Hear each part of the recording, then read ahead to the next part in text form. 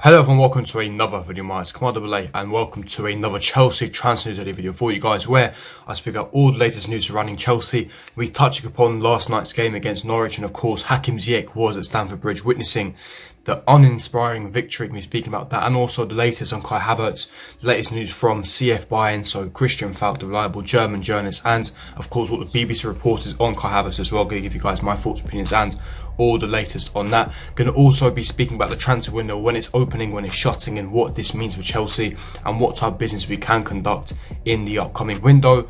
And also the other stuff, Lampard, how he wants his team to be more vocal, the lack of leadership in our team that is, detrimental to our current form, essentially. But before I do get into all of that, make sure you hit the like button, subscribe, hit the bell notification, and comment down below your thoughts, opinions, and each in the comment section below. But without further ado, let's get straight into it. Starting off with the latest update on Kai Havertz. Now, it seems as though that every single day I make a Kai Havertz update, but like I said, this channel provides all the latest news, so make sure you're subscribed. But essentially, what's happening here is broken by CF Bayern, so written by Christian Falk, reliable German journalist. He essentially said that on Kai Havertz, Bayern Munich cannot afford him this summer. I've said that numerous occasions. They've already signed Leroy Sané, and they would ideally like to sign Kai Havertz, but in the summer of 2021. Bayern won't obviously pay it. Barcelona is Kai Havertz's idol club, dream club. Essentially, they're focusing their attention on Lautaro Martinez, and they have their own financial problems, and they can't afford Kai Havertz. And Real Madrid is the only competitor for Chelsea. Now, what Christian Falk was saying is that Real can only do a swap deal at the moment. Now, there's numerous reasons why, not just financially, but also because of the amount of players they have on the bill, the amount of players they have on the cards. Now, I've already mentioned how stacked their midfield is. Isco, Valverde, Casemiro, Modric, Kroos. Kai Havertz needs regular first-team football for his development, essentially, and he's not going to get that guaranteed first-team football at Madrid. And you've seen young stars go to these top clubs at a young age, and you've seen them flop. João Felix at Atletico Madrid, you've seen Luka Jovic, not do so well at Real Madrid. Rodrigo, Vinicius Jr. not getting enough game time. So it does happen. Do I think it's the best career choice for Kai Havertz to go to Madrid? No, I don't, because I think that their midfield is stacked, and that's why Christian Falk is saying a swap deal is more likely. Now, think of this logically. Financially, like I said, they can't afford Kai Havertz anyway, hence why a swap deal is more realistic. But if you're a Madrid player, why would you downgrade from Madrid to Leverkusen? There'd be a lot of personal time issues. There'd be a lot of wage structure problems, and also it is unrealistic because all parties have to be satisfied and happy, and that is quite unrealistic. Hence why Chelsea are clear front runners, clear favourites for his signature. Now, of course, we're mentioning Michael Ballack and Ballack's agent connection to Chelsea. He was saying that I think some people in the background could push the deal a little bit more. So we're talking about Timo Werner, who's got close relationships with Kai Havertz, of course, agent Rudiger, and we know Ballack has a close connection with Chelsea and Kai Havertz as well. So there are a lot of factors that are in Chelsea's favour, and we do hold that advantage. And like I said, Chelsea are front runners for extension. Now, if we look at what the BBC reported yesterday, now on the whole, BBC report what other news outlets do, so it's always paper talk, hence why it's not reliable. But if BBC themselves actually report it, it is very, very reliable, and the most reliable news outlets you can get in UK if it's reported directly from the BBC.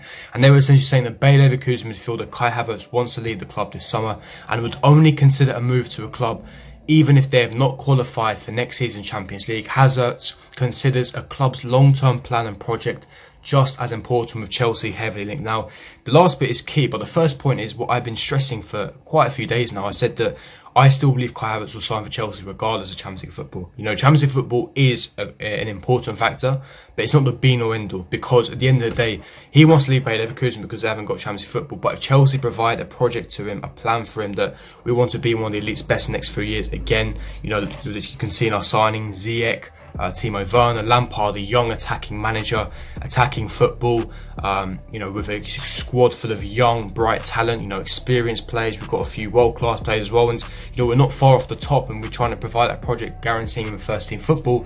That project is enticing because we want to be one of the best. You want to reach your Madrids, your Bayerns in the next few years, and that project is more important than Champions League football. Of course, Champions League football is important, but the actual club's project is more important to him, and that makes sense, and that is fantastic to hear, which implies that he is not necessarily using Chelsea as a stepping stone, which is really important. But of course, if Chelsea do secure Champions League football, it just even pushes further and gives us an even more advantage and incentive to sign Kai Havertz. And of course, this has been reported by BBC, or one of the most reliable English outlets possible. So this is really good news. Like I said, remain optimistic, remain confident. Kai Havertz will be a Chelsea player, in my personal opinion. But now let's move on to the next story. And the next story I want to talk about is the transfer window. Now the transfer window, it has been confirmed yesterday by Sky Sports themselves, Sky Sports News, that the transfer window will be opening from the 27th of July until the 5th of October. Now of course, in normal circumstances, the transfer window would open on the 1st of July and ends, of course, on the 1st of September. So you have a 3-month period. However, with the current situation, we are in special, unprecedented circumstances.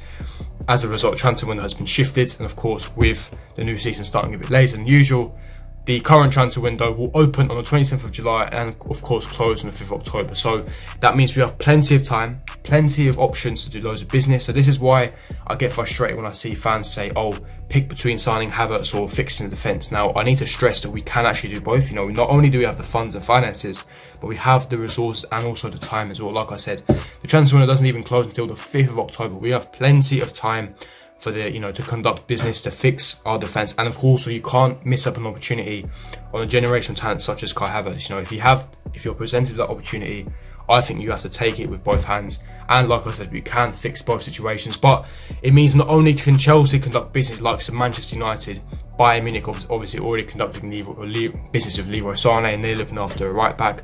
Targeting Jadon Sancho and Jack Grealish, etc. You got Liverpool, targeting Thiago. You got Dortmund targeting various players. So all clubs are currently in the midst of doing business. You've got Man City, who've obviously had their ban overturned to do business. So it's a big opportunity for clubs to make business despite the COVID situation. They've got plenty of time, they've got resources to conduct business.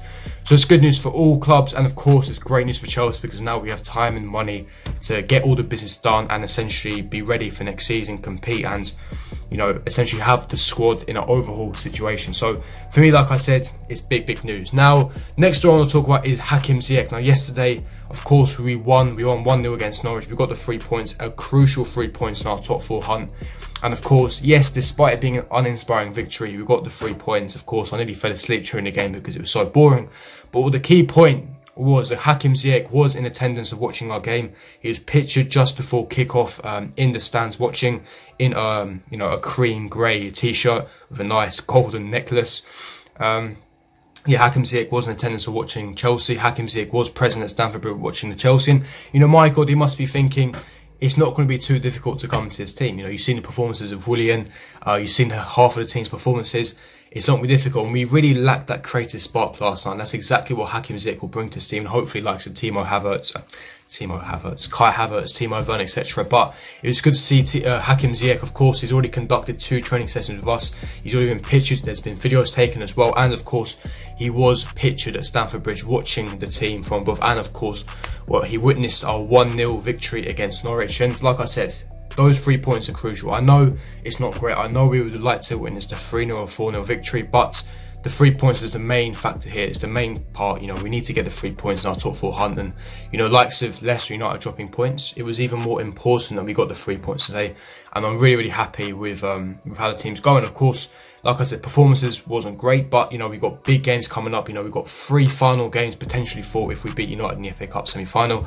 We got United on Saturday, and of course we do have Wolves on the last game of the season. We have to travel to Anfield midweek next week, exactly this time next Wednesday. So big games coming up. We need to be on it. We need to be ensuring that we pick up all 3 points. Like I said, I do believe that if we do beat Wolves, if we pick up, even 3 points in our next 2 games, our last 2 remaining Premier League games, I do believe top 4 will be a wrap. I do believe that we will definitely secure top 4, but it really depends on, the rest of the Premier League and the current situation. But I'm going to wrap up the Chelsea transfer video for you guys. If you did enjoy this video, to smash like button, subscribe, hit the bell notification, and comment down below your thoughts in the comment section below. And I will see you guys for my next video.